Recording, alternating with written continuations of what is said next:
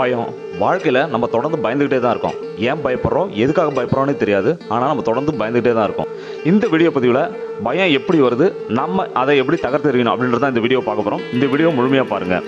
இந்த பயத்தினால நம்மளால் ஒவ்வொரு இடத்துலையும் தள்ளி போயிட்டே தான் இருக்குது. இந்த பயம் எங்கேருந்து ஆரம்பிச்சது அப்படின்னு பார்த்தீங்கன்னா, சின்ன வயசுலேருந்தே நம்ம கிட்ட பயம். பெரியவங்க சொல்லுவாங்க, அங்கே போகாத, இருட்டில் போகாத, தனியாக போகாத, இப்படி சொல்லியே நம்மளை வளர்த்து நம்ம சின்ன வயசுலேருந்தே அந்த பயத்தை நம்ம உள் மனசில் உள் உணர்வுல உண்டாக்கி வச்சுட்டாங்க. சின்ன வயசுலேருந்து நமக்கு இருட்டை பார்த்தா பயம், எக்ஸாம் வருதுன்னா அந்த எக்ஸாமை பார்த்து பயம். நம்ம நல்லா தான் படிச்சிருப்போம், நல்லா தான் ப்ரெசென்ட் பண்ணுவோம். அந்த உள் உணர்வு இருந்தாலும் சின்னதாக ஒரு பயம் இருந்துகிட்டே தான் இருக்கும். ஸ்கூல் லைஃப், காலேஜ் லைஃப்லாம் முடிச்சுட்டு ஒரு வேலைக்கு போகிறோம் அப்படின்னா இன்டர்வியூக்கு போகிறப்போ ஒரு சின்ன பயம் இருந்துகிட்டே தான் இருக்கும் எல்லாருக்குமே.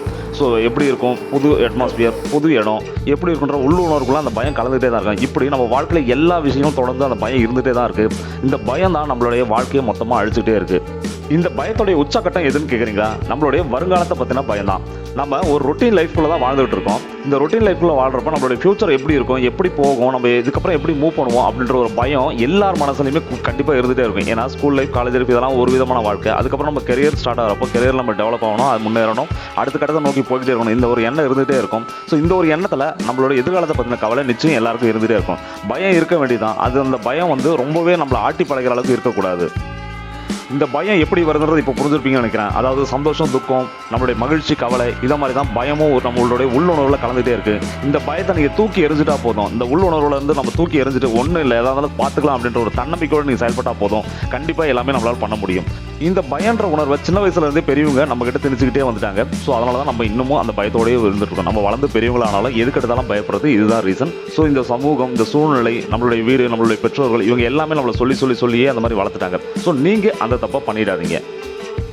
எழுத்தாளர் நாகூர் ரூமி அவர்கள் அவருடைய அதே வினாடி அப்படின்ற புத்தகத்தில் ஒரு அருமையான விஷயத்த சொல்லியிருப்பாரு.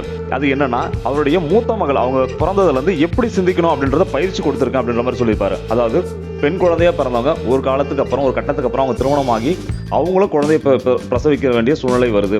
ஸோ அந்த டயத்தில் பிரசவ வலி அப்படின்றது ஒரு வேதனையான வலி அப்படின்ற மாதிரியே நம்ம கிட்ட உருவாக்கி இந்த சமூகம் வச்சிருக்கு. ஆனால் இங்கே ஒரு விஷயத்தை அவர் தெளிவாக சொல்றாரு.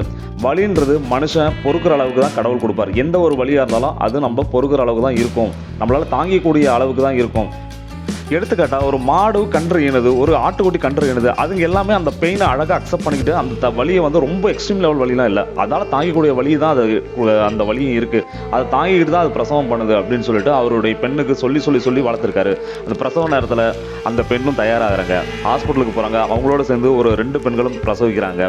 ஸோ அந்த 2 பெண்களுமே ரொம்ப கத்தி கூப்பாடு போட்டு அந்த மாதிரி இருக்காங்க. ஆனால் இந்த பெண்ணுக்கு குழந்தை பிறந்ததே தெரியல. அந்தளவுக்கு அந்த வலின்றது ரொம்ப கேஷுவலாக தான் இருந்தது அப்படின்ற மாதிரி அந்த புத்தகத்தில் அருமையாக சொல்லியிருப்பாரு.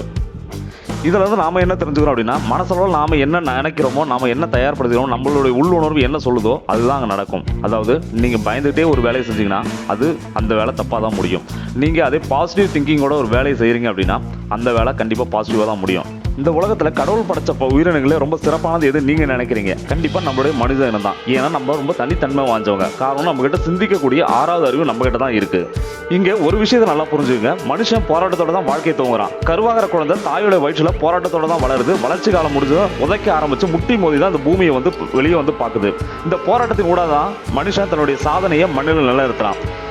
இந்த தன்னம்பிக்கை தான் நம்மளுடைய அடுத்த கட்டத்துக்கு நகர்த்தம். நீங்கள் ஒரு இன்டர்வியூ போகிறீங்க, இல்லை ஒரு காம்படிட்டிவ் எக்ஸாம் எழுதுறீங்க, என்னால் முடியும் அப்படின்னு நினச்சா அந்த திங்கிங்கோட நீங்கள் செய்கிறப்போ அந்த வேலை பாசிட்டிவாக தான் அமையும். இந்த சூழ்நிலையும் அப்படி தான் அமையும். இதுதான் பல எழுத்தாளர்களும் பல மகான்களும் நம்ம கிட்ட சொல்லிக்கிட்டே இருக்காங்க. இந்த சமூகம், நம்மளை சுற்றி இருக்கிறவங்க, நம்மளை சுற்றி இருக்க சூழ்நிலை, எது சொன்னாலும் எது நடந்தாலும் யார் என்ன கமெண்ட் கொடுத்தாலும் நீங்கள் எதுவுமே காதில் வாங்காமல் நீங்கள் எடுக்கிற செயலில் நம்மளால் கண்டிப்பாக முடியும், இது பாசிட்டிவாக தான் நடக்கும் அப்படின்ற தன்னம்பிக்கையோட நீங்கள் ஒரு செயலை வைராகியத்தோடு செய்யுங்க. கண்டிப்பாக அது பாசிட்டிவாக தான் முடியும். ஒரு காம்படிட்டிவ் எக்ஸாம் எழுதுறீங்க, என்னால் இது முடியும், என்னால் இன்றைக்கி நம்ம 30 மார்க் எடுக்கிறோன்னா நாளைக்கு 40 மார்க் என்னால் எடுக்க முடியும் அப்படின்ற ஒரு வைராகியத்தோடு நீங்கள் செயல்படுங்க. கண்டிப்பாக நம்மளால் முடியும். ஒரு இன்டர்வியூ போகிறீங்களா, அந்த உள்ளுணர்வுகளை பயத்தை தூக்கி போடுங்க. என்ன ஃபேஸ் டு ஃபேஸ் பண்ண போகிறோம், முகத்துக்கு நேரம் ஒரு கேள்வி கேட்க போகிறோம், நான் பதில் சொல்ல போகிறேன், தெரிஞ்ச பதில் சொல்ல போகிறேன், பதில் தெரியல அப்படின்னு சொல்ல போகிறோம். அவ்வளோதான் இதுக்குள்ள இருக்க விஷயம். அதுக்கே நம்ம பயப்படுறதுனால அந்த இடத்துல நம்மளால சரியாக பர்ஃபார்ம் பண்ண முடியாமல் போயிடுது, நம்மளால கரெக்டாக அந்த இதுவை அப்ரோச் பண்ண முடியாமல் போயிடுது. ஆனால் நீங்கள் தைரியத்தோட ஒரு பதிலை சொல்லி பாருங்க, அவங்க கண்டிப்பாக உங்களை செலக்ட் பண்ணுவாங்க. ஏன்னா அங்கே பதில் முக்கியம் இல்லை, நீங்கள் எப்படி அந்த சூழ்நிலையை ஃபேஸ் பண்ணுறீங்கிறது தான் அந்த இன்டர்வியூடைய முக்கிய நோக்கமாகவே இருக்கும். ஏதாவது ஒரு விஷயத்தை செய்ய நினச்சி தயக்கமாக இருக்குது, பயமாக இருக்குது அப்படின்னு நீங்கள் நினச்சிங்கன்னா அதனால் நடக்க போகிறது ஒன்றுமே இல்லை அப்படின்றது மட்டும் தெளிவாக புரிஞ்சுக்கோங்க. ஏன்னா நம்ம பயப்படுறதுனாலே அங்கே ஒன்றும் மாற போகிறதில்ல, தயக்கப்படுறதுனாலே ஒன்றும் மாற போகிறதில்ல. நாம் செய்ய போக வேண்டிய வேலையை செஞ்சு தான் ஆகணும். நம்மளுடைய லைஃப் க்ரோத்துக்காக நம்ம அதை பண்ண வேண்டியதை பண்ணி தான் ஆகணும். ஸோ அதுக்காக நம்ம அந்த பயன்ற உள்ளுணர்வு ஒரு சாதாரண ஒரு உள்ளுணர்வு தான். அதை தூக்கி ஓரம் கட்டிட்டு நீங்கள் தன்னம்பிக்கையோடு செயல்படுங்க. கண்டிப்பாக அந்த விஷயம் பாசிட்டிவாக தான் முடியும். நன்றி.